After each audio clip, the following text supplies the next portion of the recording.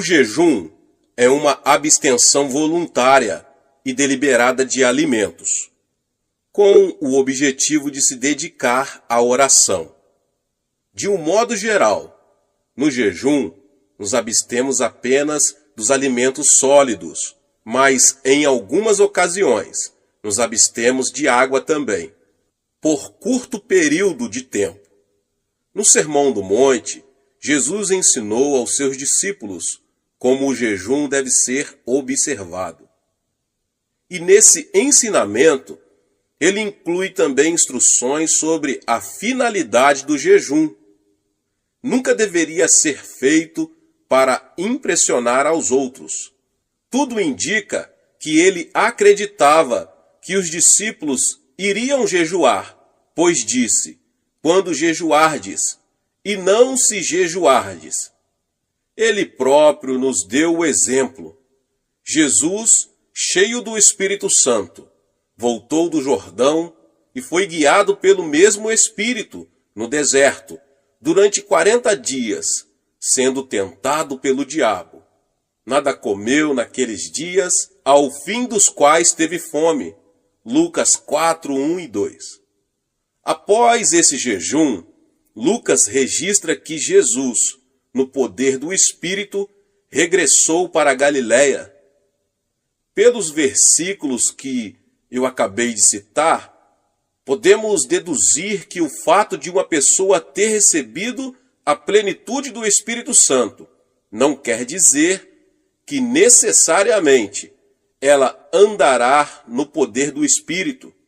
Acredito que o meio pelo qual se obtém poder, principalmente poder em oração, é jejuar e orar. O ministério de Paulo também começou com jejum e oração. Ele testificou para a igreja de Corinto, que comprovava seu ministério por sua disciplina espiritual, nas vigílias, nos jejuns. 2 Coríntios 6, 5. Mas o apóstolo estava acostumado a jejuar e orar. Vigílias significa noites de oração. A igreja primitiva jejuava e orava em cultos públicos com o objetivo de saber a vontade de Deus. Lemos em Atos 13 como o Espírito Santo pôde dar orientações claras à igreja. Havia na igreja de Antioquia profetas e mestres: Barnabé, Simeão, por nome de Níger, Lúcio de Cirene, Manaém, Colasso de Herodes, o tetrarca, e Saulo. E servindo eles ao Senhor e jejuando, disse o Espírito Santo: separai-me agora, Barnabé e Saulo, para a obra a que os tenho chamado. Então, jejuando e orando, os despediram, e aqueles dois apóstolos, Barnabé e Paulo, fundaram novas igrejas, ensinaram aos crentes a mesma prática de jejuar e orar, que haviam aprendido em Antioquia. E tendo anunciado o evangelho naquela cidade e feito muitos discípulos, voltaram para Listra, e Icônio, e Antioquia, fortalecendo a alma dos discípulos, exortando-os a permanecer firmes na fé, e mostrando que através de muitas tribulações nos importa entrar no reino de Deus, e promovendo-lhes em cada igreja a eleição de presbíteros, depois de orar com jejuns, os encomendaram ao Senhor em quem haviam crido. Atos 14, 21 ao 23. Este verso mostra que o jejum e a oração eram elementos vitais para a obtenção de orientação do Espírito Santo, antes de se ordenarem os líderes da igreja. O jejum associado à oração predispunha a igreja primitiva para ter clareza de mente e espírito, a fim de estabelecer seus fundamentos. Mas jejum e oração não apenas favorecem a clareza de mente e espírito, trazendo até nós a voz do Espírito Santo e sua orientação. Eles são importantes também para obtermos vitórias nos campos espiritual e material. Nós vamos ver um exemplo disso no Antigo Testamento. Josafá, rei de Judá, recebeu a informação de que havia um exército inimigo que se agrupava para atacar seu país. Era um exército composto de homens de Moabe e Amon, que se aproximava das fronteiras de Judá. Nós que moramos na Coreia do Sul, sabemos o que é ver um exército entrincheirado junto à nossa fronteira. Em vez de entrar em luta, pois não tinham armamentos, o rei resolveu usar os recursos espirituais. Proclamou um jejum nacional. E todo o povo se reuniu, homens e mulheres, meninos e meninas, e jejuaram e buscaram ao Senhor, pedindo sua intervenção. E o resultado disso foi que Deus conquistou uma gloriosa vitória. O Senhor orientou o rei, mostrando-lhe como deveria lutar contra o inimigo. Tenho certeza de que nunca houve uma batalha como aquela. Josafá designou alguns homens para louvarem o Senhor diante do exército. Quando o inimigo viu aquilo, houve uma grande confusão em seu acampamento. Os homens puseram-se a lutar uns contra os outros. E os israelitas, depois, levaram 3 dias recolhendo os despojos da batalha, já que Deus lhes dera vitória, sem que precisassem recorrer aos armamentos. Isso está em 2 Crônicas 20. Quando começamos a jejuar, temos que assumir a atitude mental correta. Não podemos ver o jejum como uma autopunição, apesar de que, a princípio, nosso corpo possa reclamar. O jejum deve ser encarado como uma maravilhosa oportunidade de nos aproximarmos mais de nosso Senhor e mantermos íntima comunhão com Ele, sem a preocupação de nos alimentarmos. Devemos ver o jejum também como um meio pelo qual nossa oração se torna mais objetiva. Isso fará com que Deus nos ouça e nos abençoe. Quando encaramos o jejum dessa maneira, ele se torna mais fácil. Geralmente, oriento os crentes a começarem com um jejum de 3 dias. Depois que se acostumam a um jejum de 3 dias, eles são capazes de jejuar por um período de 7 dias. Daí, passam para jejuns de 10 dias. Alguns já chegaram a jejuar 40 dias, mas não incentivamos isso com frequência. Através do jejum e oração, o crente se torna mais sensível espiritualmente em relação a Deus e passa a ter mais poder para combater as forças de Satanás. Como é que isso funciona? O desejo pelo alimento é um fator básico em todas as criaturas vivas. É uma das maiores forças motivadoras que atuam em nosso corpo, mesmo antes de nascermos. As criancinhas já nascem com um instinto natural de buscarem o seio materno. Se pudermos associar esse intenso desejo natural a um anseio espiritual de mantermos comunhão com nossa fonte espiritual, o resultado é uma intensidade maior. Esse é o objetivo da oração e jejum. Somando nosso desejo espiritual ao natural, podemos fazer com que a preeminência de nossa oração chegue ao trono de Deus com tanta intensidade que Ele nos ouvirá e atenderá. O anseio espiritual é um fator básico da oração. Agrada-te do Senhor, e Ele satisfará os desejos do teu coração. Salmos 37:4. Por isso vos digo que tudo quanto em oração pedirdes, crede que recebestes, e será assim convosco. Marcos 11:24.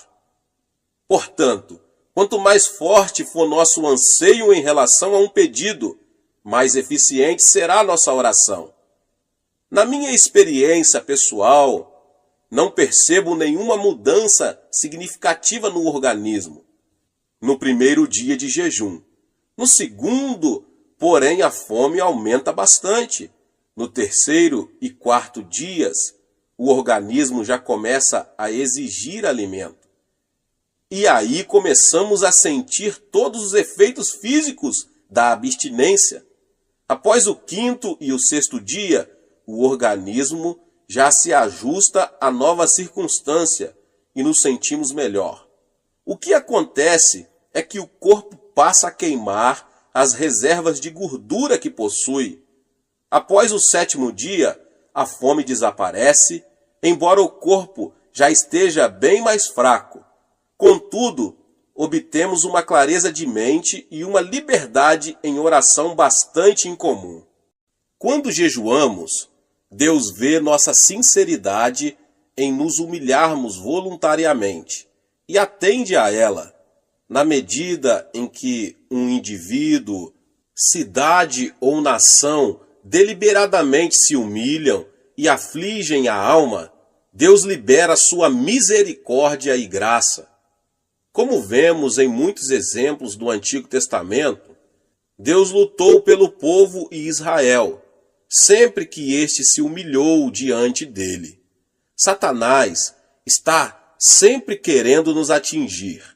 Quando sucumbimos frente aos nossos desejos carnais, ele não pode vencer a barreira de proteção que é o sangue de Cristo, mas podemos dar-lhe acesso à nossa pessoa quando pecamos. Paulo diz que Satanás é o príncipe da potestade do ar, ou da atmosfera que circunda a terra. E na epístola de Judas lemos o seguinte: ora, estes da mesma sorte, quais sonhadores alucinados, não só contaminam a carne, como também rejeitam o governo e difamam autoridades superiores. Contudo, o arcanjo Miguel, quando contendia com o diabo e disputava a respeito do corpo de Moisés, não se atreveu a proferir juízo infamatório contra ele. Pelo contrário, disse: o Senhor te repreenda. Estes, porém, quanto a tudo o que não entendem, difamam, e quanto a tudo o que compreendem por instinto natural, como brutos sem razão, até nessas coisas se corrompem. Judas capítulo 1, 8 ao 10. Os versos que eu acabei de citar revelam um fato muito significativo sobre nosso adversário, o diabo. Satanás é um príncipe com um poder considerável. E Judas diz também que ele não pode ser tratado levianamente, como alguns crentes costumam fazer.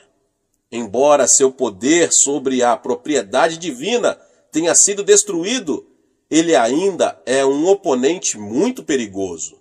Jesus afirmou o seguinte: porque aí vem o príncipe do mundo, e ele nada tem em mim.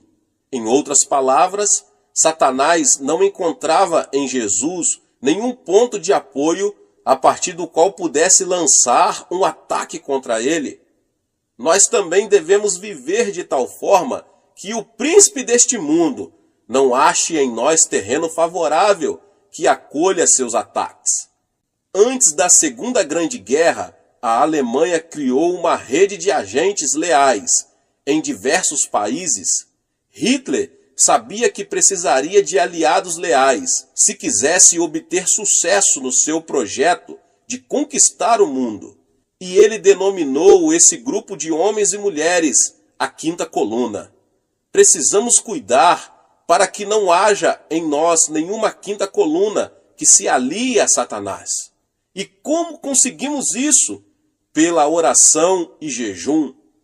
Pela oração e jejum, podemos concentrar o poder da oração, dirigindo-o contra nossas concupiscências, a cobiça da carne, a cobiça dos olhos e a soberba da vida. Assim poderemos ter uma vida santa e pura diante de Deus. Pela oração e jejum, podemos ver destruída essa cabeça de ponta de Satanás, a que me referi com a quinta coluna. Então, quando vier o príncipe deste mundo, não achará lugar em nós. O resultado prático do jejum e oração será a manifestação em nossa vida de uma religião verdadeira e sem mácula. Porventura, não é este o jejum que escolhi? Que soltes as ligaduras da impiedade, desfaça as ataduras da servidão, deixes livres os oprimidos e despedaces todo o jugo? Porventura, não é também que repartas o teu pão com o faminto e recolhas em casa os pobres desabrigados, e se vires o nu, o cubras, e não te escondas do teu semelhante? Isaías 58, 6 e 7. O jejum pode romper as ligaduras da impiedade, libertar os oprimidos e produzir completa e total libertação. Temos aí a ordem de despedaçar todo o jugo. Quando vemos outros sob pesado jugo, ou nós mesmos nos sentimos subjugados, podemos desfazer o jugo com jejuns e orações, quer sejam problemas de saúde, de relacionamento na família ou nos negócios, eles podem ser removidos. Como eu já ensinei, já preguei, o Monte da Oração é um local dedicado ao jejum e à oração. Não tem por objetivo sanar os problemas apenas dos que ali se encontram. Ali intercedemos também por milhares de pessoas que escrevem para nossos escritórios em Nova York. Depois que os pedidos de oração que nos chegam diariamente saem da minha mesa e são apresentados para oração em nossa igreja, são enviados ao Monte da Oração. Cada intercessor recebe um pedido que a essa altura já foi trazido para o coreano.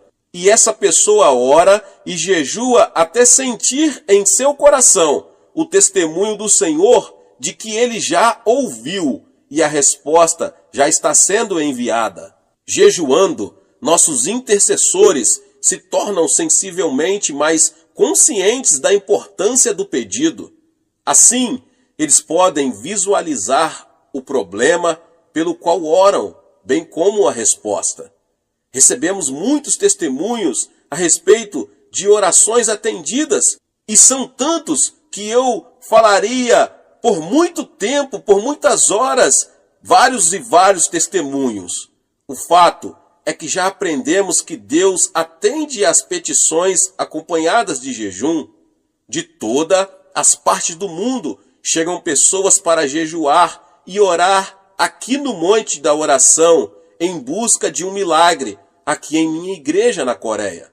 Alguns anos atrás, veio aqui uma pessoa que sofrera uma paralisia infantil. Ela ouvira falar dos milagres que ali ocorreram e tomou a firme determinação de vir, sem se preocupar com as dificuldades físicas que a viagem traria para ela. Após uma viagem de 5 dias de navio, ela chegou ao porto e ali foi recebida por um dos membros de nossa igreja, que a ajudou a pegar o trem. E essa pessoa, uma jovem de 23 anos, chegou com a esperança de voltar a caminhar. Sob o ponto de vista das circunstâncias naturais, isso era impossível, meus irmãos e irmãs. Ela ficara aleijada aos 3 anos de idade. Mas com Deus, todas as coisas são possíveis, glória a Deus. Assim que chegou, ela começou a edificar sua fé pela leitura da palavra de Deus, procurando ali todas as suas promessas. Como estava com a intenção de ficar aqui 3 meses, separou 2 dias da semana para jejuar.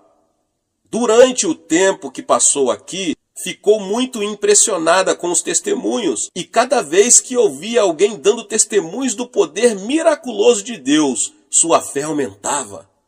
Passou-se 1 mês e não havia o menor sinal de cura. Suas pernas ainda estavam deformadas pela paralisia, com que já estava tão acostumada a conviver. No 2º mês, ela se sentiu renovada no espírito e na alma, mas o corpo ainda não havia sofrido nenhuma transformação. Mas durante o 3º mês começou a ocorrer um fato estranho. Ela começou, depois de muitos anos sem nenhuma sensação, a tê-la nas pernas.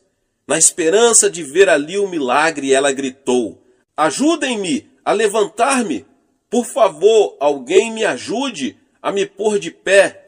Sinto que já estou curada."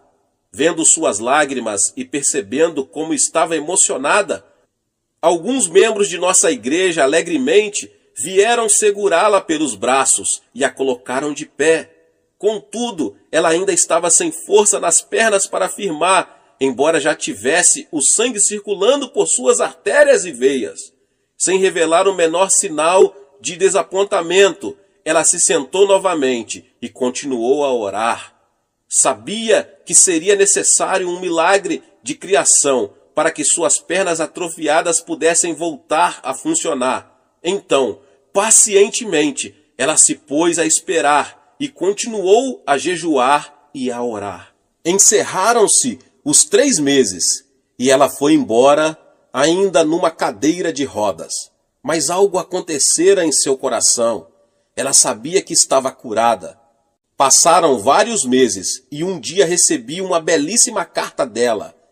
Dr. Cho, escreveu ela, agora já posso caminhar.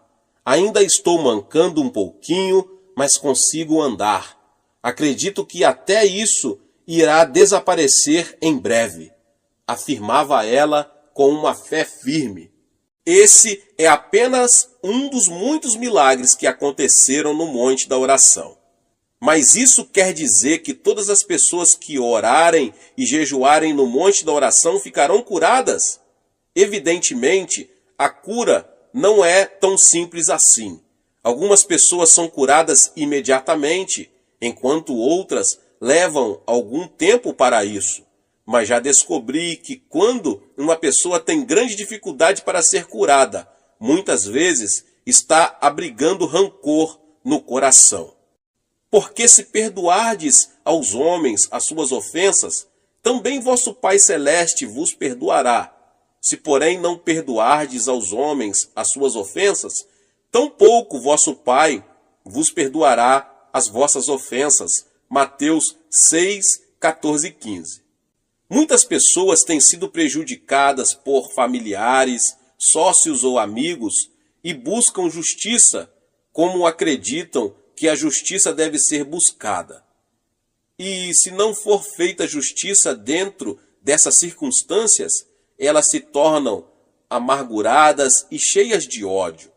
Muitos desses indivíduos podem ter sintomas físicos que podem ser diretamente relacionados com essa atitude de rancor.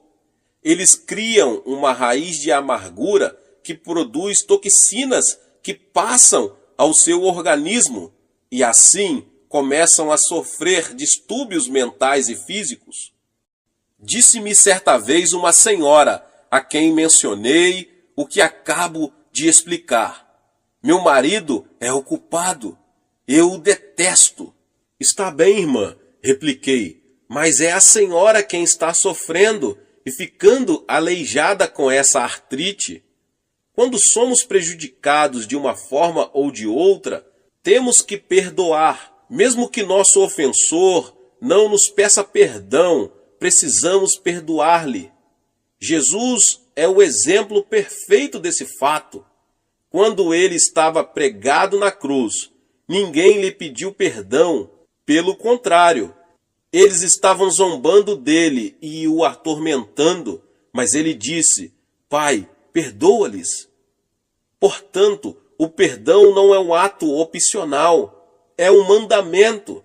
Não é uma ação que praticamos ocasionalmente, é a maneira como vivemos diariamente. Quando perdoamos a uma pessoa que nos causou algum mal, estamos permitindo que o Espírito Santo coloque convicção de erro naquele que nos prejudicou. Nada escapa aos olhos de nosso Pai Celeste. Ele conhece todas as intenções, as motivações do coração. O Espírito Santo pode convencer de pecado, da justiça e do juízo. Bem, voltamos à história que eu acabei de dizer sobre a senhora. Aquela senhora que estava em meu gabinete era casada havia vários anos. O marido a abandonara e vivia com outra mulher. E essa irmã estava passando por sérias dificuldades, pois tivera que assumir o sustento dos filhos. Agora estava ali querendo cura para a sua paralisia. O Espírito Santo orientou-me para que lhe perguntasse: a senhora já perdoou o seu marido? Não, não posso. Eu o detesto, respondeu chorando, sem conseguir controlar as lágrimas. Mas a senhora tem de perdoar-lhe, continuei. Assim seu coração ficará livre dessa amargura que está impedindo que seja curada, e liberará o Espírito Santo para que opere na vida dele. Instantes depois, ela resolveu perdoar-lhe e voltar ao monte da oração para jejuar e orar. No domingo seguinte, após um de nossos cultos, ouvi alguém bater à minha porta. Convidei a pessoa para entrar e vi um homem de aparência muito séria, acompanhado de uma senhora. Pastor, disse ela, este é meu marido, por quem temos estado orando. A mulher mal conseguia conter as lágrimas ao virar-se para ele e dizer: conte ao pastor o que aconteceu. Pastor Chu, disse ele, será que Deus poderá perdoar-me? Sou um grande pecador. Em seguida, ele narrou o que se passara. Há uma semana comecei a ter uma profunda sensação de culpa quando estava em casa com outra mulher. Não conseguia suportar a pressão interior que sentia. De repente, comecei a pensar na minha esposa e filhos que abandonara, e não conseguindo me livrar do senso de culpa que sentia. Quando chegou o domingo, resolvi vir à igreja com a esperança de receber perdão e me sentir melhor. Ali, então, vi minha esposa sentada do outro lado do salão. Naquele momento, resolvi pedir perdão a ela e a Deus. Será que Deus poderá perdoar-me? Claro, Ele pode perdoar-lhe, respondi. Em seguida, orientei-o para fazer uma oração, e ele aceitou a Jesus como seu Senhor e Salvador. Que alegria maravilhosa ver aqueles dois novamente unidos em Cristo Jesus. Aquela mulher continuou a jejuar e a orar, e mais tarde pôde sair de sua cadeira de rodas completamente curada. Mas ela já fora curada interiormente por causa do perdão, antes mesmo de ser curada fisicamente pela cura divina. Não quero dizer com isso que todas as pessoas que estão aleijadas ou com algum empecilho estão sofrendo devido a problemas de rancor. Contudo, muitas poderiam ser curadas se apenas se dispusessem a aprender a perdoar. Se você que ouve essa palavra e tem dificuldade em perdoar alguém, não deixe que seu orgulho tome conta da situação e impeça que você obedeça a palavra de Deus.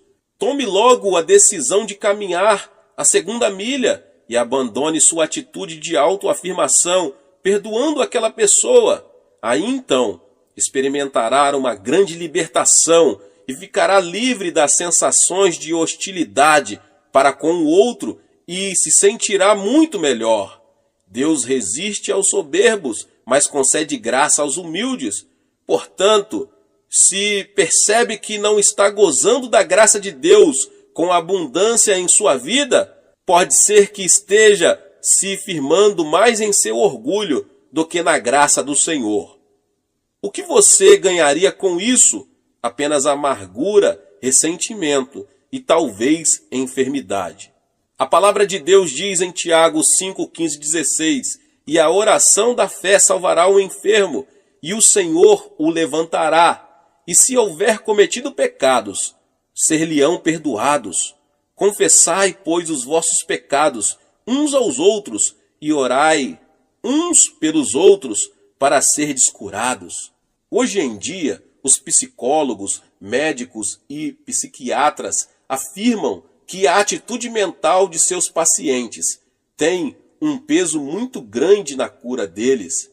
Essa é a hora em que a igreja, o corpo de Jesus Cristo, deve ser curada. A atitude de Deus está explícita na terceira carta de João. Amado, acima de tudo faço votos por sua prosperidade e saúde, assim como é próspera a sua alma. O segredo para obter prosperidade espiritual e material está relacionado com a prosperidade da alma, obtida pelo perdão. Assim vemos que o jejum e a oração, somados a um espírito de perdão, resultarão em melhores condições de saúde para a igreja. Desse modo, esse veículo que Deus escolheu para trazer o avivamento ao mundo se tornará um instrumento útil e saudável nas mãos do Espírito Santo. Neste final do século XX, nós nos encontramos diante de um grande desafio e também de uma grande oportunidade. O de que precisamos é pessoas mais consagradas, mais dispostas a perdoar, sacrificar-se, a obedecer a Deus e a comprometer-se profundamente com Deus. Já me coloquei à disposição do Espírito Santo para fazer o que estiver ao meu alcance, no sentido de ser um instrumento para vermos um avivamento e o crescimento da igreja na terra. Você quer se colocar ao meu lado e assumir essa posição em Cristo Jesus? Glória a Deus! Aleluia! Você será tremendamente abençoado, e todos os que tiverem ao seu redor, sua cidade, sua igreja, sua família, serão também tremendamente abençoados pela sua decisão de buscar o Senhor. Aleluia. Deus abençoe a sua vida. Glória a Deus. Se você chegou aqui pela primeira vez e ainda não é inscrito no canal, se inscreva no canal, ative o sininho das notificações para você não perder todos os vídeos que são postados aqui no canal. Deixe também o seu like e não esqueça de compartilhar com mais pessoas esta palavra. Nos vemos nos próximos vídeos. Amém! Olá, meus irmãos e irmãs, sejam bem-vindos ao canal Vinícius Siqueira. E se você ainda não é inscrito aqui no canal, se inscreva aqui no canal e não esqueça de ativar o sininho das notificações. Todos os dias são postados vídeos abençoados aqui no canal para te abençoar. Vamos a mais uma palavra do Senhor. Tornar-se cristão é algo mais que unir-se a uma igreja cristã. É muito mais do que simplesmente frequentar a igreja e receber o batismo em água. Ensina-nos a Bíblia que tornar-se cristão significa somente receber a vida eterna. Muitas pessoas têm um conceito errado a respeito do significado da vida eterna. Imaginam que vida eterna significa que vão viver por toda a eternidade no céu. Na verdade, a alma não morre, pelo que até o pecador viverá por toda a eternidade no inferno. Portanto, veja bem, aceitar a Jesus Cristo não significa apenas viver na eternidade. A palavra grega para a vida eterna é zoeaionion, que significa o tipo de vida de Deus.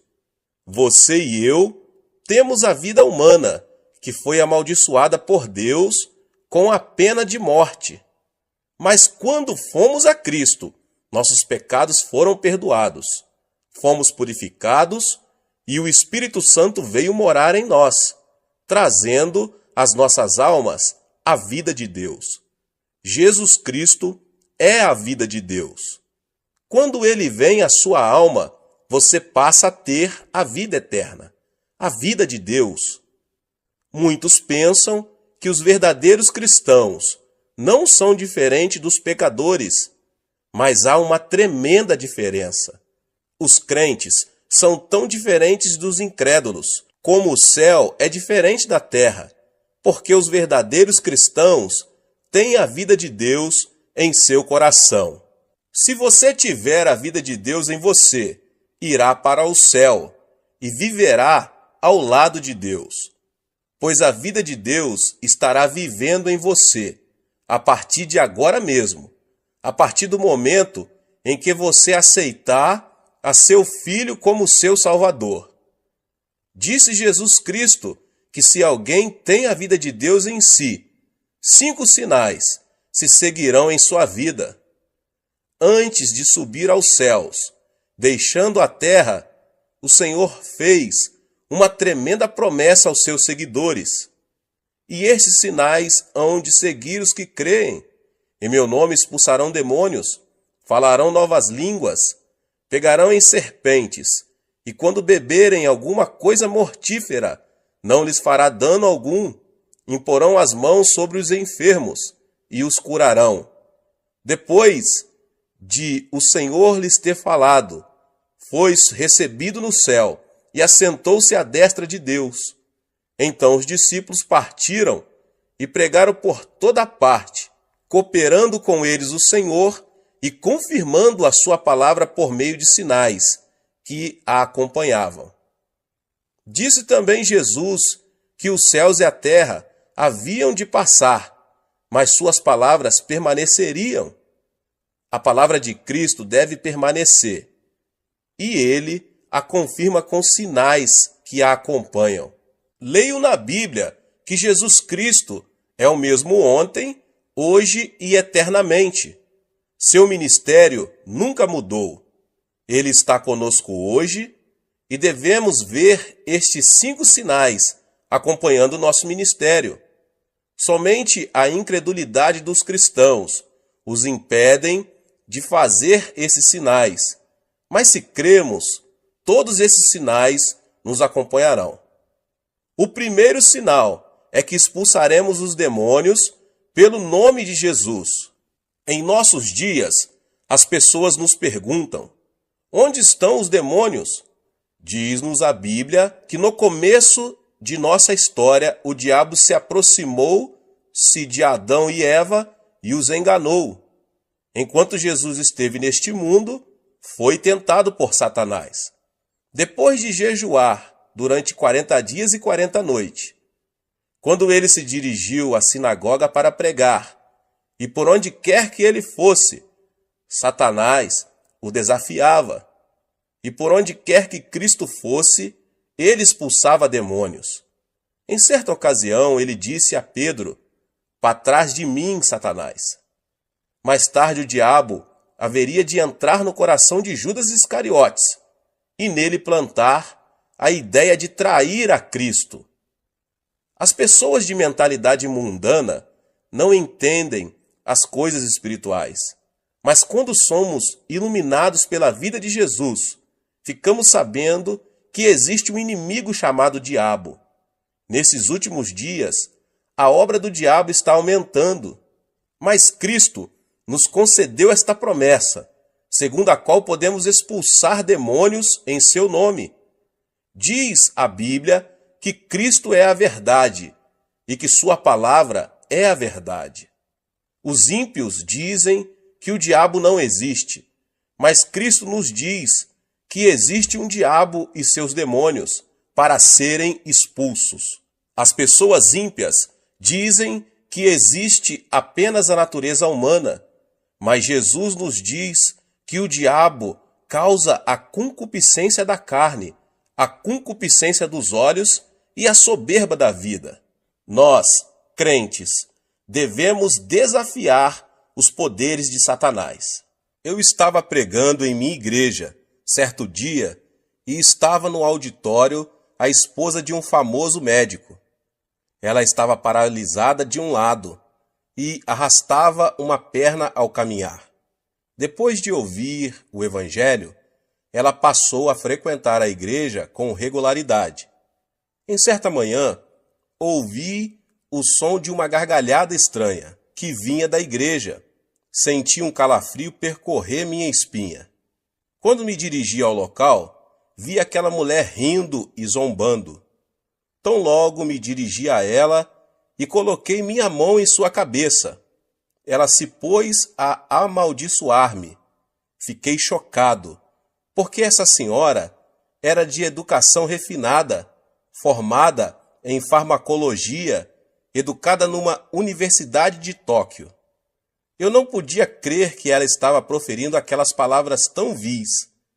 Quando comecei a orar por ela, uma voz estranha começou a sair de sua boca. A voz me dizia que eles não iam sair dela. Então eu perguntei: quem é você? Os demônios começaram a falar: temos vivido nela há mais de 10 anos. Muitas pessoas têm tentado expulsar-nos, mas não sairemos. E você não vai conseguir expulsar-nos. Foi quando constatei que aquela mulher estava possuída de demônios, pelo que, no nome de Jesus, insisti em expulsar esses demônios. Mas eles continuaram a desafiar-me e lutamos por mais de 8 horas. Em nome de Jesus Cristo, ordenei aos demônios que saíssem, mas eles continuaram a protestar, dizendo que de modo algum sairiam. Eu não havia tomado o desjejum pela manhã, nem havia almoçado, de modo que às 17 horas eu estava tão cansado que quase não conseguia falar, mas prossegui clamando: diabo, vá embora em nome de Jesus Cristo. A mulher também estava cansada, mas o diabo continuava dizendo: não, eu não vou sair. De minha parte, eu só não estava cansado, mas com muito medo, porque o marido dela era um famoso médico que trabalhava no Hospital da Cruz Vermelha em Seul. Não era cristão, e se me visse naquela situação, ele me processaria judicialmente. Em meu desespero, pus-me a clamar pelo nome de Jesus Cristo com o maior fervor. O poder do Espírito Santo desceu sobre mim, e logo eu me vi cheio do Espírito, e me senti tão leve, como se eu estivesse esticado, bem na ponta dos dedos do pé. E novamente, com uma tremenda unção, ordenei ao diabo que saísse. De súbito, a mulher teve como uma convulsão e pôs-se a gritar. A seguir, desmaiou e ficou como morta. As pessoas ao meu redor começaram a dizer que ela estava morta, mas quando eu a tomei pela mão e a levantei em nome de Jesus Cristo, ela se pôs de pé completamente curada de sua paralisia. Ela começou a pular e a louvar a Deus, e estando ocupada em demonstrar seu regozijo, o marido chegou. Ao ver a esposa curada, o homem se ajoelhou ali mesmo e entregou seu coração ao Senhor Jesus. Eu estive também dirigindo outra vez uma série de reuniões evangelísticas na Inglaterra. As reuniões eram feitas num teatro. As pessoas estavam endurecidas. Eu lhes pedia que gritassem aleluia, mas ninguém me atendia. Só faziam sentar-se e ficar olhando para mim, com cara de quem não estava gostando do meu sermão. De minha parte, continuei a pregar a palavra de Deus. No final do culto, quando pedi às pessoas doentes que viessem à frente para a oração, só uma garota veio. Era magérrima e sentia dores terríveis no estômago. Tão logo, ela chegou na frente, começou a chorar. Disse ela: pastor, não posso comer nada. Tenho terríveis úlceras estomacais e já visitei inúmeros médicos e não fiquei curada. O Senhor pode orar por mim? Quando coloquei minhas mãos sobre ela, a menina pôs-se a gritar. Ordenei-lhe: em nome de Jesus Cristo, fique curada. Mas nesse instante, repentinamente, ela se pôs a xingar-me. Você aí, coreano de uma figa, volte para casa. Eu não vou sair. Perguntei-lhe então: quem é você? Respondeu-me a voz: eu sou o diabo, e eu vou destruir esta menina. Antes de sair, eu vou matá-la. As pessoas por todo o teatro ouviram essas palavras. A congregação sentiu-se eletrizada. Todos se levantaram. Ordenei então ao diabo: Diabo, em nome do Senhor Jesus, sai dessa mocinha. Ela começou a gritar horrendamente e depois caiu prostrada. Ergui-a pela mão, em nome de Jesus, e ela, com o rosto radiante, disse: Louvado seja Deus. Ele foi embora. Ela ficou completamente curada. As pessoas apressadamente vieram à frente para receber orações. A partir da noite seguinte, a multidão encheu o teatro. O poder de Deus se manifestou às pessoas que o buscavam. Demônios escondidos estão operando em nossa sociedade.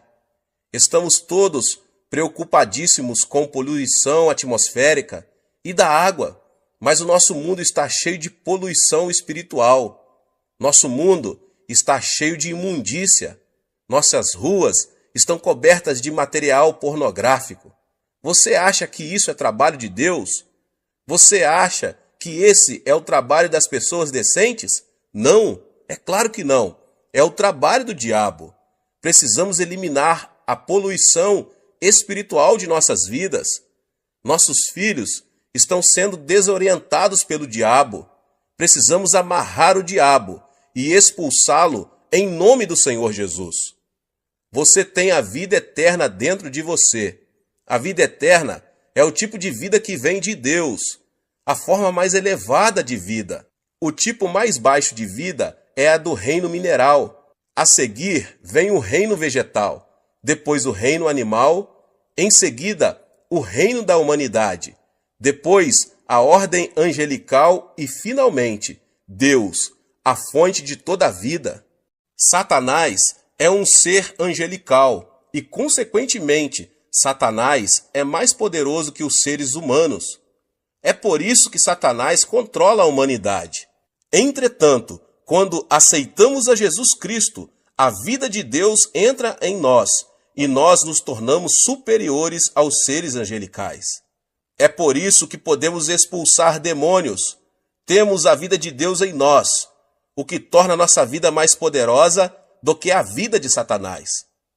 A lei da natureza diz que quando o maior chuta ao menor, este deve fugir imediatamente. Se você é cristão, mora em você a forma de vida superior. A nova vida em você é superior à vida de Satanás. Portanto, quando você ordena a Satanás que saia em nome de Jesus Cristo, ele não tem outra alternativa senão obedecer e sair.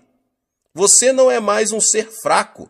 Você não é mais um desamparado, pois recebeu o maior poder, o de Deus.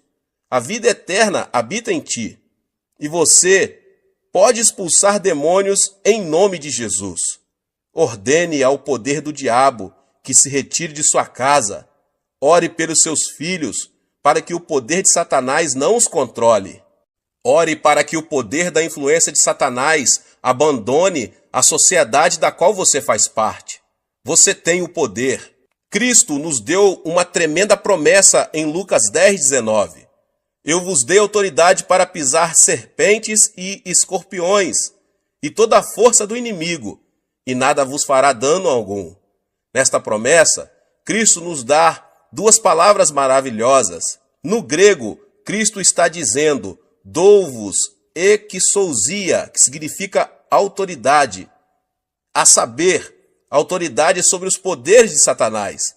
Autoridade é algo mais forte do que poder. Minha avó faleceu com 83 anos de idade.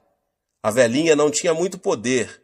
Era muito fraquinha, sem forças, mas quanta autoridade tinha.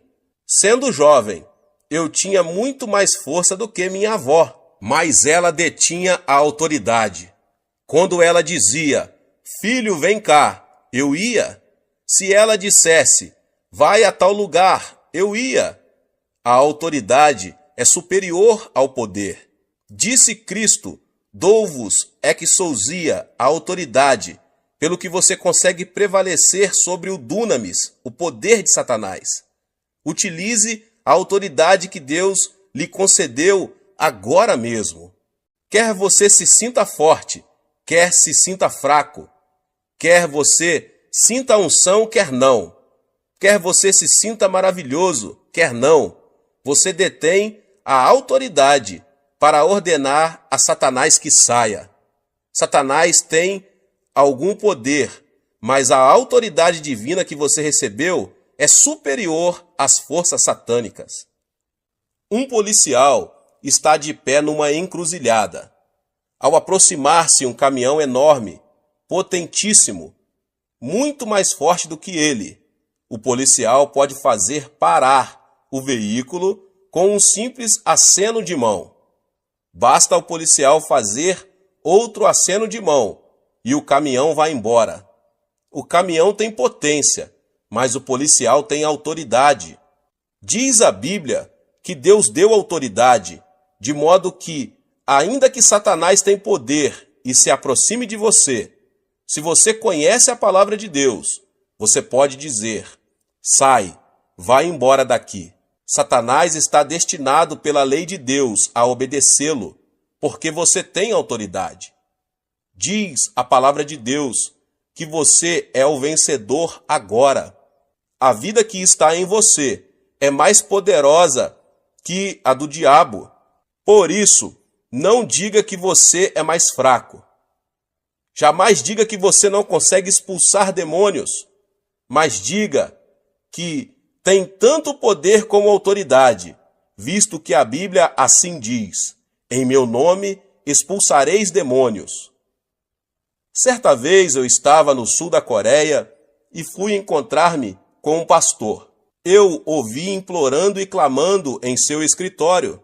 Quando abri a porta, vi uma mulher possuída de demônio, sentada no assoalho, enquanto o pastor implorava, dizendo: por favor, saia, por favor, saia. O diabo estava rindo dele. Disse eu ao pastor: se você apenas fizer cócegas no diabo, ele não vai sair. Devemos tratar o diabo como diabo. Você tem autoridade. Por isso, eu ordenei ao diabo: eu venho a você em nome de Jesus Cristo. Replicou-me o diabo: eu sei que você não tem poder nenhum. Ao que eu lhe retruquei: sim, eu sei que nenhum poder tenho, mas eu tenho autoridade. No nome de Jesus Cristo eu lhe ordeno: saia. Imediatamente o diabo saiu e a mulher se sentiu aliviada. Você tem a vitória. Não tenha medo de Satanás. Nós podemos expulsar o diabo.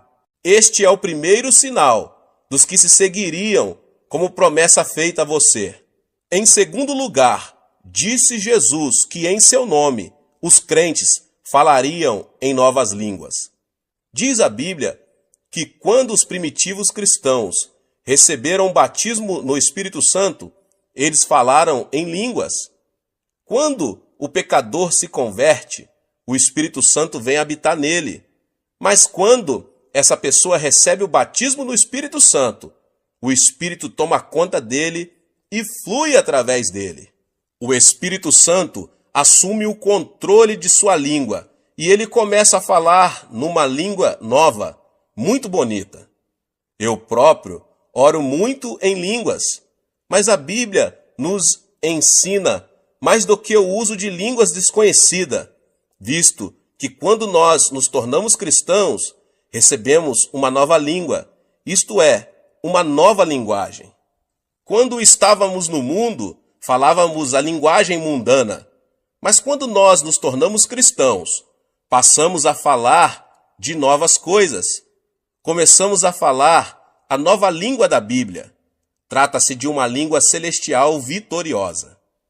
Tiago nos diz em sua carta, inserida na Bíblia, que a língua é um órgão pequeno, mas capaz de controlar todo o corpo. Diz ele que podemos controlar um cavalo com um freio enfiado em sua boca, em que o piloto dirige um enorme navio numa tempestade mediante um leme. Até mesmo uma pequena fagulha pode incendiar uma cidade inteira. A língua também, embora seja pequenina, é tão poderosa que consegue controlar todo o corpo. Dizem os neurocirurgiões que o centro da fala de nosso cérebro controla o cérebro todo. Assim que é o que você fala controla seu corpo todo. Se você fala negativamente, tais coisas negativas controlam o seu corpo inteiro. Se você falar doenças o tempo todo, as doenças controlarão seu corpo. Se você falar de pobreza, a pobreza vai controlar todo o seu corpo. Aquilo que você fala é o que finalmente vai dar forma à sua vida e determinar seu destino. Pelo que você vai ter que vigiar sua língua. Você não deve jamais entregar sua língua a Satanás e falar negativamente. Não fale de doenças, de pobrezas ou de fracassos, nem daquelas coisas negativas que passam a controlar seu corpo e, portanto, seu futuro. O famoso fundador da missão do Congo tinha câncer no fígado e o médico lhe disse que ele não poderia viver por muito tempo. Por isso, ele saiu do Congo e voltou para a Inglaterra. Um dia, estando deitado num divã, tomando sol e lendo a Bíblia, seus olhos caíram em 1 Pedro 2,24 e ele leu: Ele mesmo levou em seu corpo os nossos pecados sobre o madeiro, para que, mortos para os pecados, pudéssemos viver para a justiça. Pelas suas feridas fostes sarados. Uma nova revelação veio ao seu coração. O médico disse que eu sou um moribundo. A Bíblia diz que pelas suas feridas eu fui curado. Devo acreditar no médico ou devo acreditar na palavra de Deus? É claro que eu devo acreditar na palavra de Deus. A partir deste momento, ele determinou a falar da forma como a Bíblia fala, e pela fé, ele declarou o seguinte: pelas suas feridas eu fui sarado. A palavra de Deus começou a controlar seu corpo, e esse missionário ficou completamente curado do câncer no fígado. Uma moça estava morrendo de tuberculose. O médico do sanatário chamou a mãe dela e pediu-lhe que levasse a filha para casa, para ela morrer ao lado da família. Por isso seus pais foram ao hospital e levaram a filha embora. Ela estava prestes a morrer. Conduziram-na para o apartamento onde moravam. Certo dia sua mãe estava passando roupa e a filha leu na Bíblia a passagem que diz: pelas suas feridas fostes sarados. Ela gritou: mãe, vem cá, olhe esta passagem. Diz que pelas feridas de Cristo eu fui sarada. Se eu fui sarada, por que devo ficar deitada aqui? Traga minhas roupas e meus sapatos. Sua mãe replicou: oh, não, você não deve levantar-se, porque o médico nos advertiu muito bem que você deve ficar deitada. Replicou a jovem: mãe, será que Deus disse uma mentira? Você sempre me ensinou a crer na palavra de Deus. E a palavra diz que pelas feridas de Cristo eu fui sarada. Não devo crer nessa palavra?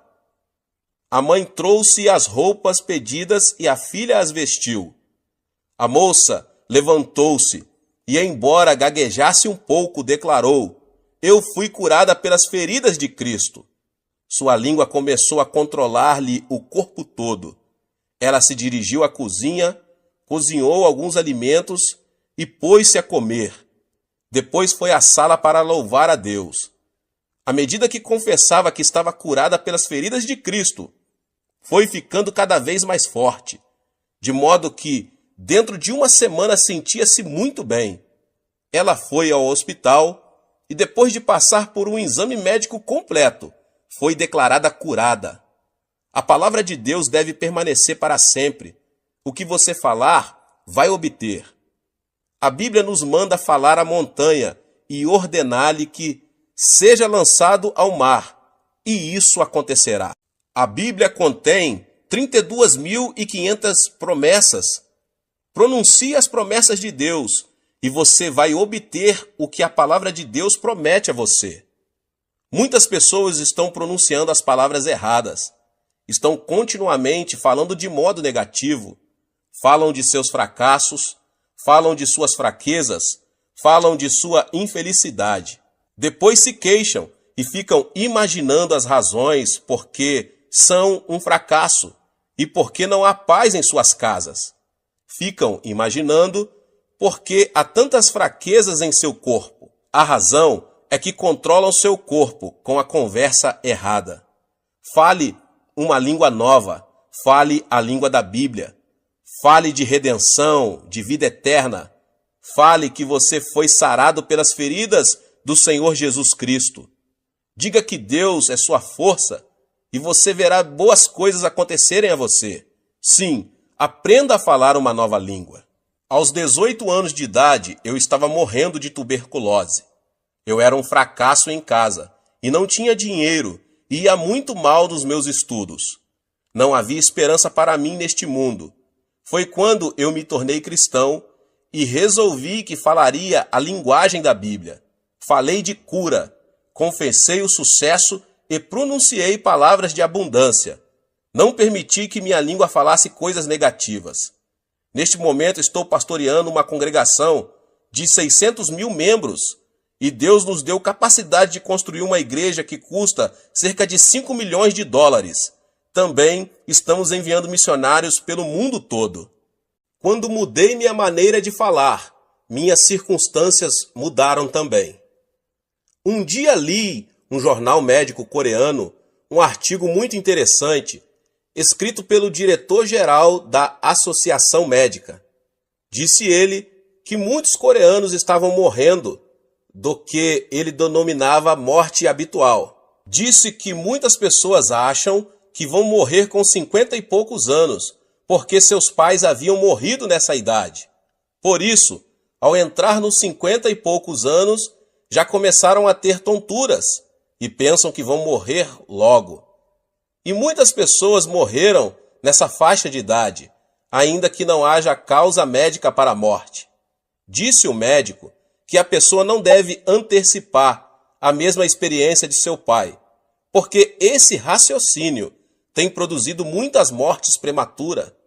Eis aí, até um médico incrédulo confessa que a língua controla nosso futuro. Você pode ser vitorioso, você pode ser curado. Sim, você pode viver uma vida feliz. Comece agora mesmo a falar a palavra de Deus e mantenha o tipo correto de conversa. Ponha as palavras certas em sua boca. Fale uma nova língua.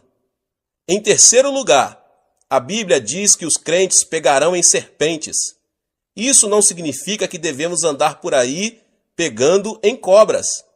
Só um louco faria isso. Serpente aqui significa Satanás. A serpente chamada Satanás chegou a Adão e Eva no jardim do Éden e seduziu-os, fazendo-os voltar-se contra Deus. Nós, seres humanos, somos feitos de corpo, alma e espírito. Mediante nossos 5 sentidos, pertencentes ao nosso corpo físico, nós nos comunicamos com o mundo. Portanto, nosso corpo é mundano. Nossa alma é nosso verdadeiro eu, nossa verdadeira personalidade. Mediante o conhecimento e as emoções, nossa alma pode tomar decisões e exercer sua vontade. Portanto, nossa alma é apenas autoconsciente. Somente mediante nosso espírito podemos comunicar-se com Deus. Através do nosso espírito conhecemos Deus e o adoramos. Essa serpente, Satanás, vem a nós, nos tenta e nos induz a viver uma vida mundana, isto é, centralizada no mundo. Quando vivemos esse tipo de vida, Satanás exerce domínio sobre nós. Mas quando vivemos uma vida centralizada em Deus, temos domínio sobre Satanás. Temos o poder de apanhar e amarrar a serpente. Podemos expulsar demônios. Quando você decide viver uma vida centralizada em Cristo, você se torna uma pessoa dirigida pelo Espírito Santo. Afirma a Bíblia que os filhos de Deus vão pegar Satanás. É fácil detectar a obra maligna. Toda e qualquer palavra que sai do ego carnal vem de Satanás, mas toda e qualquer palavra que induz você a viver uma vida centralizada em Cristo é proveniente do Espírito Santo. Agora você pode pegar em serpentes. Você consegue discernir a obra do maligno e expulsá-lo. Em quarto lugar, a Bíblia diz que se os crentes beberem alguma coisa venenosa, mortífera, não lhes fará mal algum. Certo dia, eu fui a uma cidadezinha para um culto. Veio a mim uma garotinha de 7 anos de idade. A boca da menina estava toda queimada. Era uma órfã que havia perdido seus pais quando fugiam da Coreia do Norte como refugiados. A menina estava trabalhando na casa de uma senhora muito rica e muito perversa. À noite, a menina não podia sequer ir à cozinha para beber um copo de água. Em certa noite, a menina sentiu uma sede muito grande. Ela rastejou até a cozinha e pôs-se a tatear no escuro à procura de água, sem perceber que aquela vasilha continha veneno contra ratos. Ela bebeu um gole. Embora a pobrezinha tenha começado a vomitar sangue, a patroa não a levou a um pronto-socorro médico, deixou-a de lado para que morresse. Mas essa menina era cristã e começou a clamar por Jesus Cristo, pois o Senhor a tocou. Depois de contar-me sua história, a menina abriu a boca. Viu que, embora seus lábios estivessem queimados, nenhum dano havia sido feito em sua garganta. Seu esôfago estava perfeito. A palavra de Cristo havia sido posto à prova. A menina havia bebido do veneno violento e não tinha sido prejudicada. Hoje bebemos veneno de todo tipo. O ar é poluído, a água é poluída. Pior do que isso, sofremos de poluição espiritual. Quando ouvimos rádio ou vemos TV, esse veneno penetra em nossa mente. Mais pessoas sentem-se deprimidas hoje do que em toda a história humana. Durante a Segunda Guerra Mundial, apenas 300 mil americanos morreram na frente de combate, mas muito mais de 1 milhão de pessoas morreram na nação americana por causa do veneno trazido pelos ataques do coração e preocupações. Mais pessoas morreram hoje, no mundo inteiro, por causa do medo e das preocupações do que por outras coisas. Diz a Bíblia que no nome de Jesus Cristo nós podemos livrar-nos deste poder venenoso. Quando você se ajoelha e ora em nome de Jesus Cristo, o espírito de medo o abandona. Você se livra desse veneno espiritual e passa a ter paz e alegria pelo nome de Jesus. Às vezes, quando chego em casa depois de um dia duro no escritório da igreja, sinto-me muito estranho. Minha esposa parece irritada, meus filhos parecem agitados demais e eu fico aborrecido. Parece-me que estou disposto a ter uma briga com minha mulher e que meu lar todo está envenenado. Quando eu era um cristão inexperiente, minha esposa e eu costumávamos ter discussões monumentais que duravam dias. Agora eu sei que existe um meio melhor. Eu entendo que o envenenamento provém da sociedade, pelo que eu ajoelho imediatamente e expulso o mau espírito que veio para destruir meu lar. Reivindico a vitória em nome de Jesus Cristo e logo sinto o seu imenso poder de cura fluindo por toda a casa. Então, quando olho para minha mulher, ela está sorrindo e eu começo a sorrir também. Apertamo-nos as mãos e nosso lar se torna cheio de paz. De tempos em tempos, você precisa de cura em seu lar. E Deus prometeu que você não sofrerá os efeitos do envenenamento. Basta que você invoque o nome de Jesus Cristo e reivindique a vitória, para que seu lar seja curado. Finalmente, a Bíblia diz que os crentes imporão as mãos sobre os enfermos e eles serão curados. Quando eu era menino, De vez em quando tinha umas brigas com os meus amigos. Nós nos esmurrávamos à vontade. E de vez em quando eu voltava para casa chorando. Minha mãe me dava uma boa surra, mas a seguir eu recebia o toque curativo do amor de minha mãe. Como é bom quando estamos desanimados e um bom amigo chega e toma nossa mão e nos dá umas palmadinhas nas costas. Jesus vem a nós e quando ele nos toca, não há outra alternativa senão receber a cura. Jesus não tem um corpo físico, mas ele quer usar seus braços, sua boca e suas mãos. Quando você impõe suas mãos sobre os enfermos, em nome de Jesus, o poder do Espírito Santo flui através de suas mãos e a cura se estabelece. Diz a Bíblia que quando você coloca suas mãos nos enfermos, eles serão curados. É a palavra de Deus que o diz. Depois de um ano após nosso casamento, descobri que minha esposa estava terrivelmente doente, com tuberculose. Ela já estava grávida. O médico pediu-me para praticar um aborto, mas isto era contra minhas convicções. Todos os dias eu impunha minhas mãos no corpo de minha mulher e sentia o poder do Espírito Santo fluindo através de todo o seu corpo, enquanto eu reivindicava a vitória.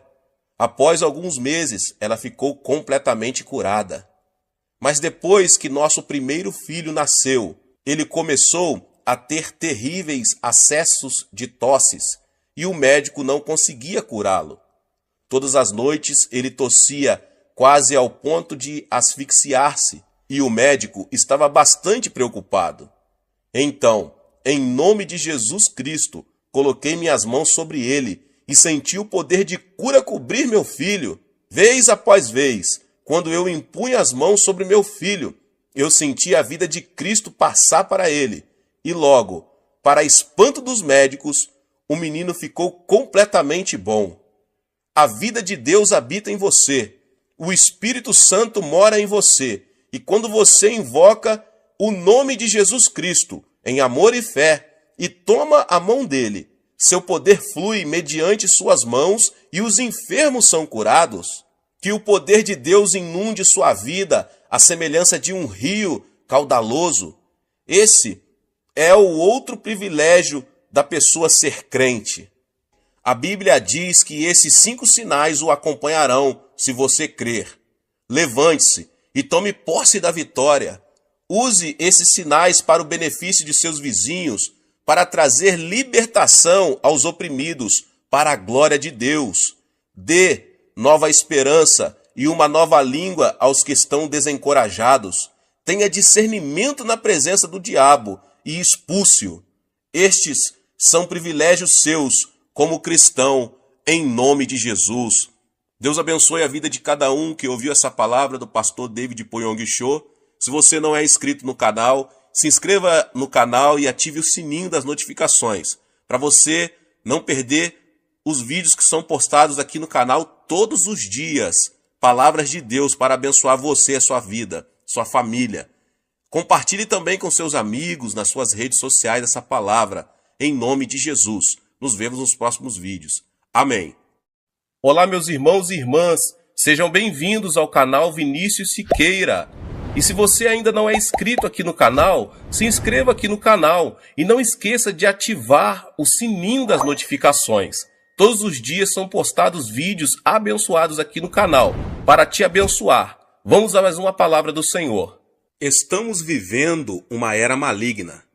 Satanás, auxiliado por anjos caídos e demônios, está determinado a roubar e destruir.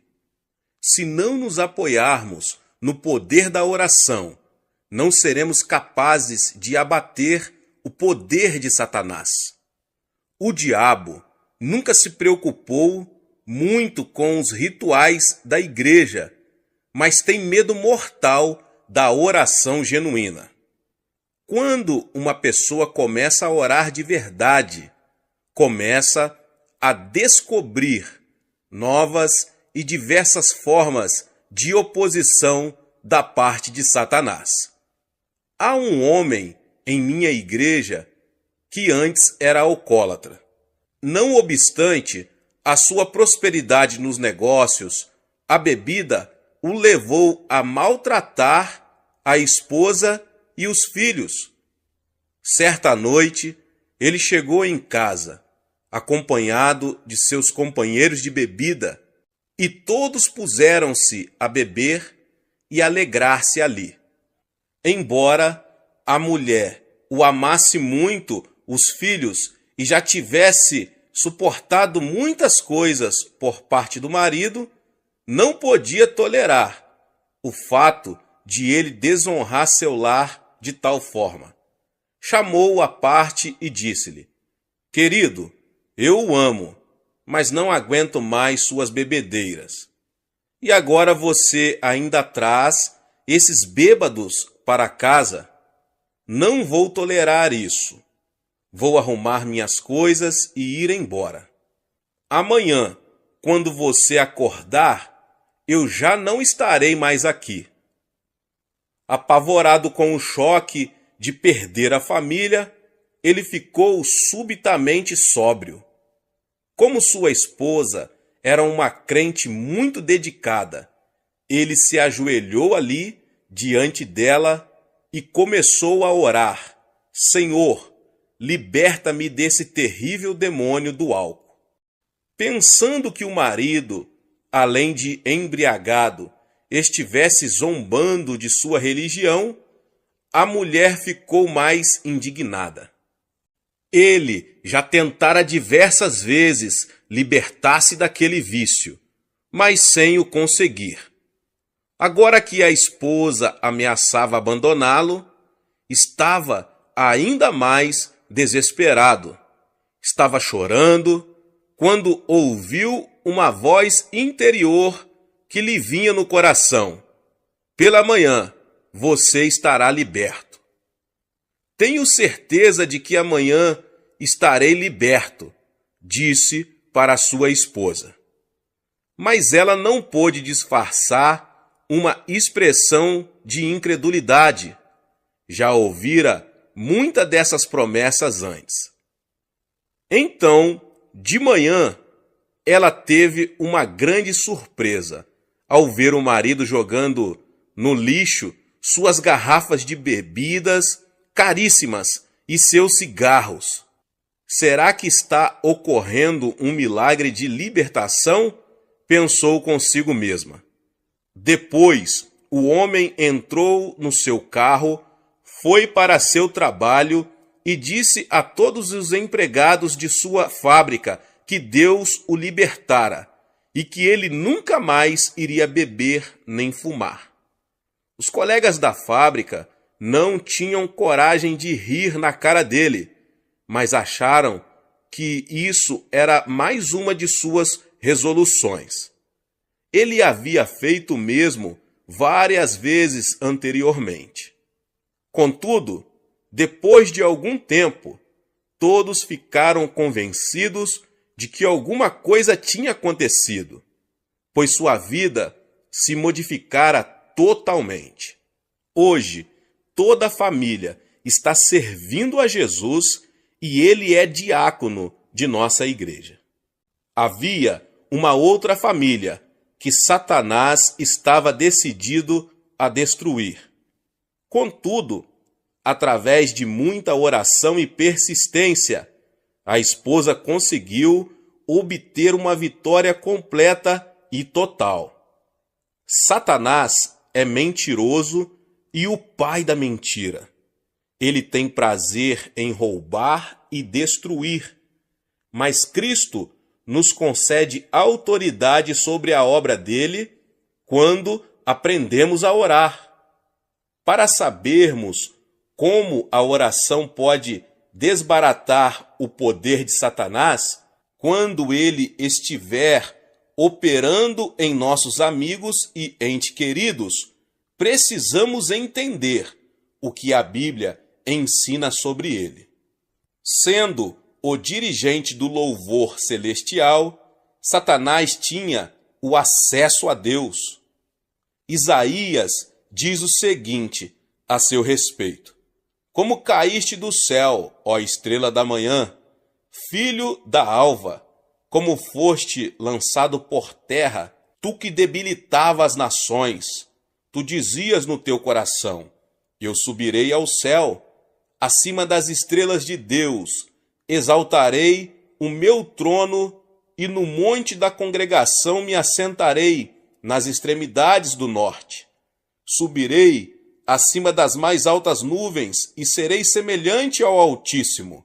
Contudo, serás precipitado para o reino dos mortos, no mais profundo abismo. Isaías 14, 12 ao 15. E Ezequiel tem outras informações. Estavas no Éden, jardim de Deus. De todas as pedras preciosas te cobrias, o sárdio, o topázio, o diamante, o berilo, o ônix, o jaspe, a safira, o carbúnculo e a esmeralda. De ouro se te fizeram os engastes e os ornamentos. No dia em que foste criado, foram eles preparados. Tu eras querubim da guarda ungido e te estabeleci.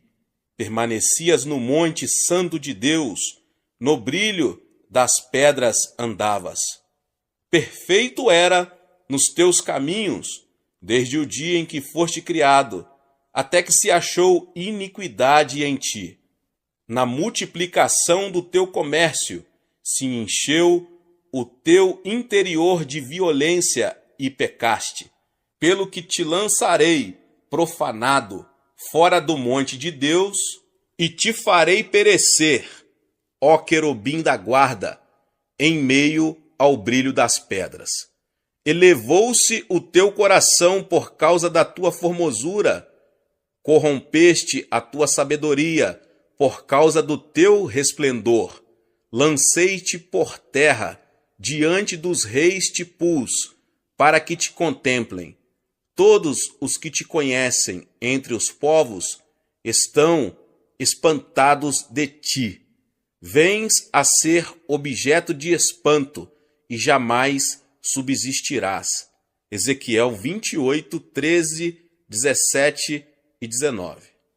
Por esse texto, vemos que Satanás ocupava uma posição de grande proeminência no glorioso reino celestial de Deus. Mas por que ele deseja nos roubar e destruir?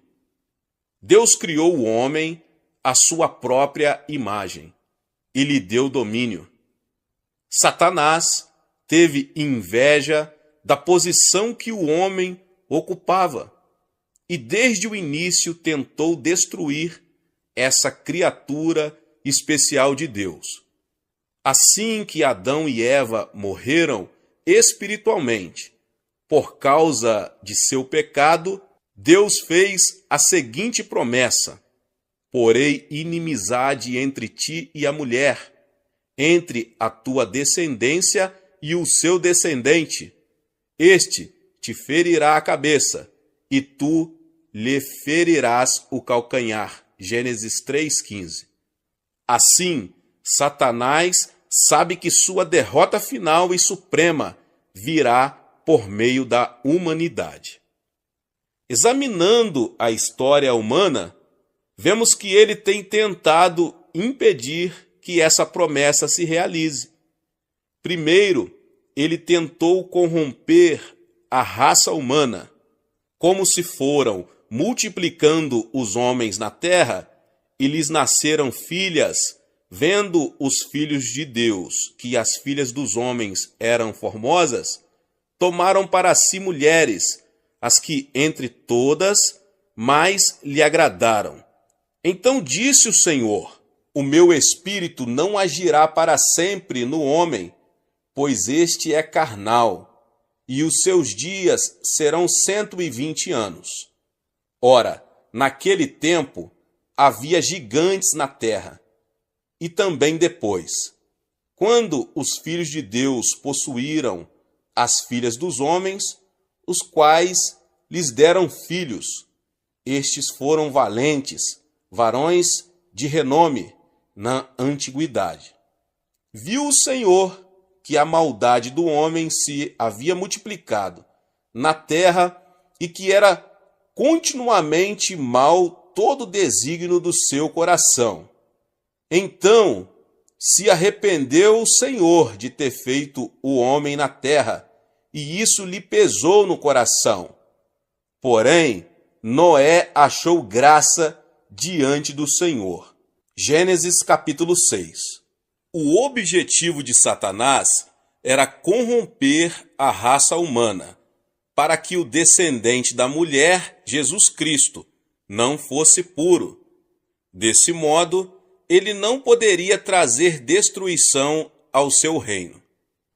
Entretanto, Deus ainda contava com um homem que não havia sido corrompido. Somente uma família achou graça aos olhos de Deus. Assim, Noé foi o meio pelo qual toda a raça humana se salvou de uma destruição total e completa.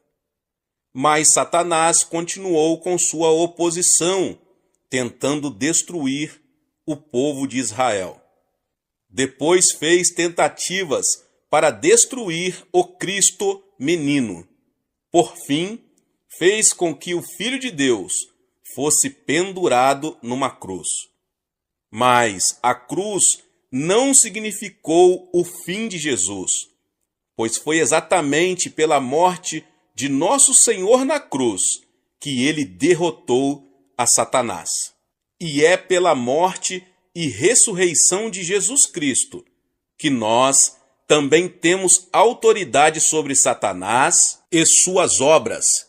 Desse modo, somos mais que vencedores por meio daquele que nos amou. Como exercer essa autoridade em oração? Como eu disse antes, Satanás faz mais oposição às orações do povo de Deus do que a qualquer outra coisa. Isso é mostrado claramente no livro de Daniel. Daniel ainda era jovem quando foi levado cativo para a Babilônia no ano 605 a.C. Mas Deus fez com que esse cativeiro se tornasse o meio pelo qual Daniel chegou a uma posição-chave no maior império daqueles dias. Assim como José, que prosperou no Egito, embora passando por reveses temporários, assim também Daniel foi usado por Deus, pelo fato de possuir o dom de interpretação de sonhos. Esse dom foi usado depois para revelar uma visão tão precisa de acontecimentos futuros que houve quem duvidasse da autenticidade de seu livro. No primeiro ano do governo de Dário, futuro governante universal do Oriente Médio, Daniel recebeu uma interpretação especial do texto de Jeremias 25:13. Ao perceber as implicações dessa nova interpretação para Jerusalém, começou sua conhecida oração intercessora em favor de seu povo. Principiou por confessar seus pecados, embora sua inabalável fidelidade a Deus fosse reconhecida por todos os judeus que se encontravam no cativeiro. Depois passou a pedir perdão para o seu povo, como vemos no capítulo 9. Em seguida, ele se põe a pedir o favor de Deus para seu povo. Ó Senhor, segundo todas as tuas justiças, aparte-se a tua ira e o teu furor da tua cidade de Jerusalém, do teu santo monte, porquanto, por causa dos nossos pecados e por causa das iniquidades de nossos pais, se tornaram Jerusalém e o teu povo opróbrio para todos os que estão em redor de nós. Agora, pois, Ó Deus nosso, ouve a oração do teu servo e as suas súplicas, e sobre o teu santuário assolado, faze resplandecer o rosto, por amor do Senhor. Daniel 9, 16 e 17. E continuando em oração, sua súplica se tornou mais intensa e ardorosa. Ó Senhor, ouve, ó Senhor, perdoa. Ó Senhor, atende-nos e age. Não te retardes, por amor de ti mesmo. Ó Deus meu, porque a tua cidade e o teu povo são chamados pelo teu nome. E como Daniel permanecesse em oração, Deus mandou o anjo Gabriel para ir falar-lhe. Então o anjo lhe revela o modo como Satanás se opõe às orações do povo de Deus. Então me disse: não temas, Daniel, porque desde o primeiro dia em que aplicaste o coração a compreender e a humilhar-te perante o teu Deus, foram ouvidas as tuas palavras, e por causa das tuas palavras é que eu vim. Mas o príncipe do reino da Pérsia me resistiu por 21 dias. Porém Miguel, um dos primeiros príncipes, veio para ajudar-me, e eu obtive vitória sobre os reis da Pérsia. Daniel capítulo 10, 12 e 13. Mais adiante, no mesmo capítulo, Gabriel revela a Daniel a batalha que terá que enfrentar assim que sair dali. E ele disse: sabes por que eu vim a ti?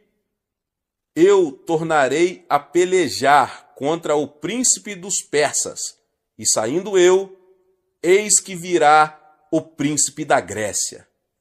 Mas eu te declararei o que está expresso na Escritura da verdade, e ninguém há que esteja ao meu lado contra aqueles, a não ser Miguel, vosso príncipe.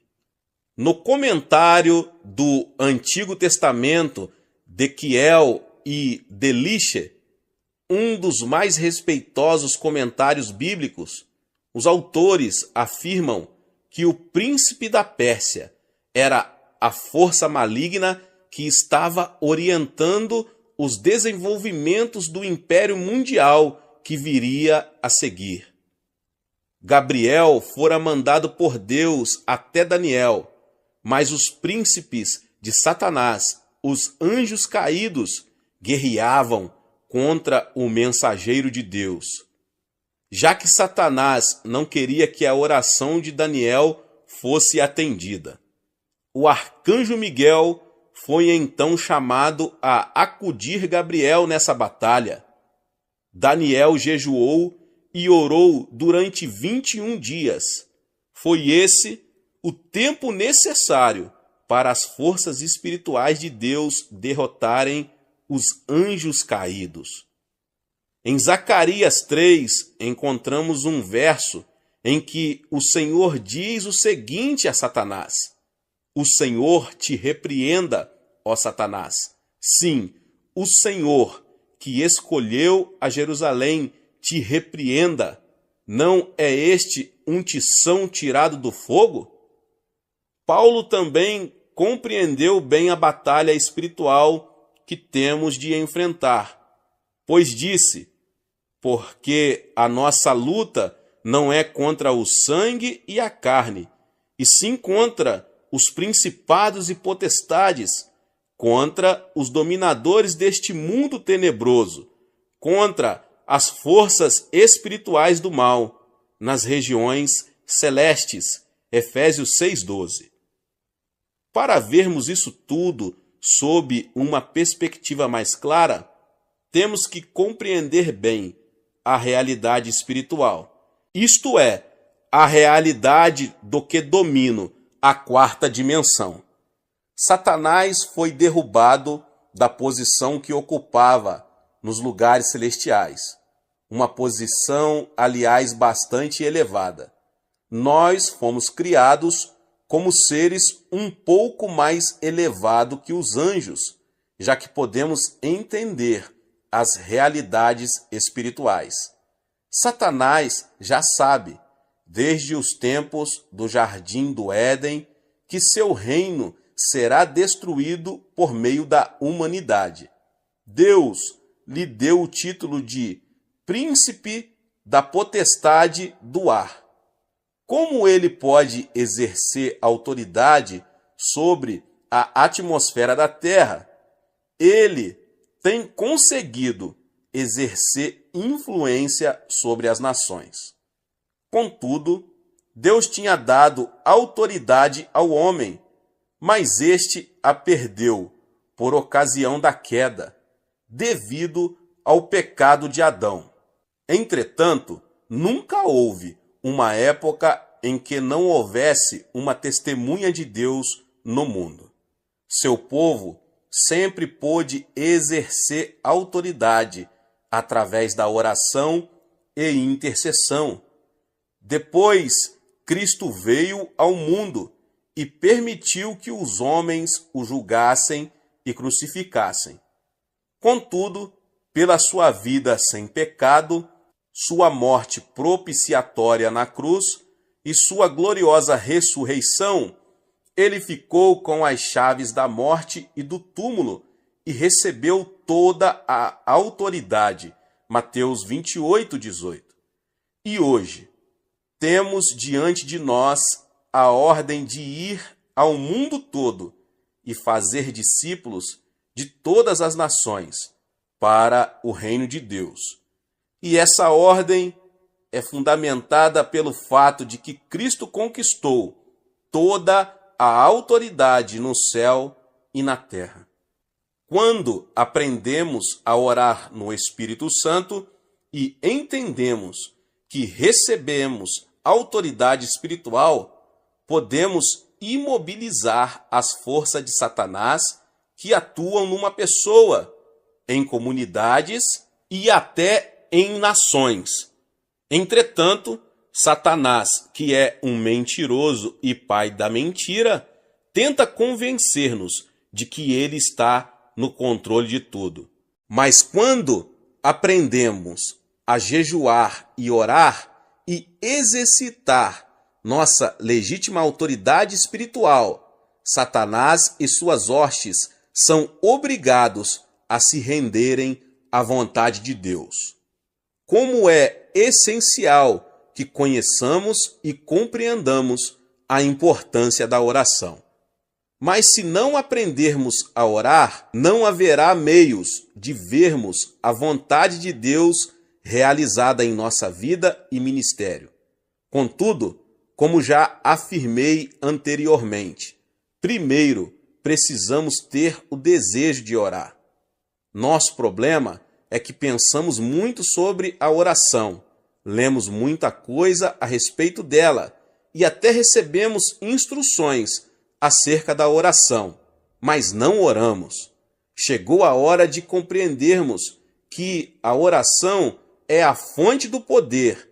Chegou a hora de permitirmos que o Espírito Santo opere em nós um novo quebrantamento e submissão a Deus.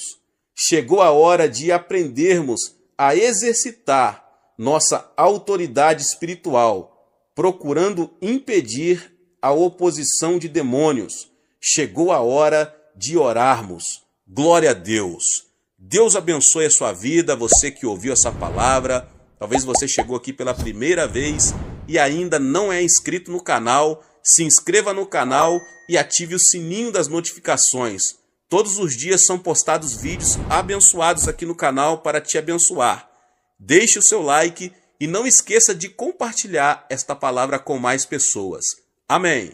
Seja membro do canal Vinícius Siqueira e obtenha benefícios que só os membros têm. Então, você que já é inscrito no canal e ativou o sininho das notificações, logo você vê o botão Seja Membro, clique nele e obtenha os benefícios. E o primeiro benefício é que você tem uma mensagem destacada. Quando você faz um comentário aqui no canal, você tem um destaque na sua mensagem. E isso é muito importante porque você mostra para os outros que você apoia este canal. E outro benefício que você tem é que você pode compartilhar os devocionais diários, que são 365 devocionais, que são postados todos os dias aqui no canal. Existe um grupo específico e a pessoa recebe um link que é direcionado para o grupo. E nesse grupo você tem todos os devocionais de todos os dias do mês, que você recebe logo pela manhã, e você tem o benefício de compartilhar esses devocionais com os seus contatos. Esse benefício é apenas para os membros. No YouTube não tem como compartilhar os devocionais, apenas ler na comunidade do YouTube, mas quem é membro tem o benefício de compartilhar com todos os seus contatos e as suas redes sociais. Seja membro!